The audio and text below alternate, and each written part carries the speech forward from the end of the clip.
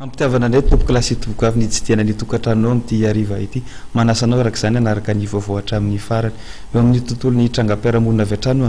hanomboantsika ny fampalalam-baovao may ny asabotsy alina teo ny trano fonenan'ny General Fidy etsy Ambotoraotra ka tapaka nandritra izany ny tanany sy ny tongony ny zafikeliny araka ny fanazavana izay voaray dia court circuit no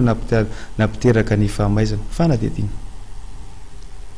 Fidy sy Andriana Fidy Soa sy ny zafikeliny sahabo 7 taona vokatry ny trano izay nitranga tetsy amin'ny fonenany etsy Ambotoraotra Kadivato etsy amin'ny route circulaire ny alahady maraina tokony ho tamin'ireo ora sasany tanoany araka ny fanazavan'ny fianakaviana sendranety ny toerana dia nirehitra ny trano vokatry ny court circuit ary avy dia nijoalajoala ny afo tafavoaka ny trano avokoa ireo rehetra mipetraka tao an-trano ny General Fidy sy ny zafikeliny kosa tafahitsika tao amin'ny rihana faharoa voatery ny saoty avy any ambaravarankely araka izany ny General Fidy tapaka ny tanany ary naratra ny lohany tapaka kosa ny tadina ampidinana ny zafikeliny avy eny amin'ny rihana faharoa nandritra ny famonjena ka ny anjera mafy ty farany vokany tapaka ny tongony nentina tany amin'ny hopitaly miaramila eto Soavinandrina izy mianaka ho tsaboana tsy misy ahina ny an'izy ireo ankehitriny tonga namony afo kosa ny mpamonjy voana tsy nisy ny anana fohy nandritra ty trano tetsy amin'ny sitean'ny miaramila ty fa ny fahasomban-javatra no betsaka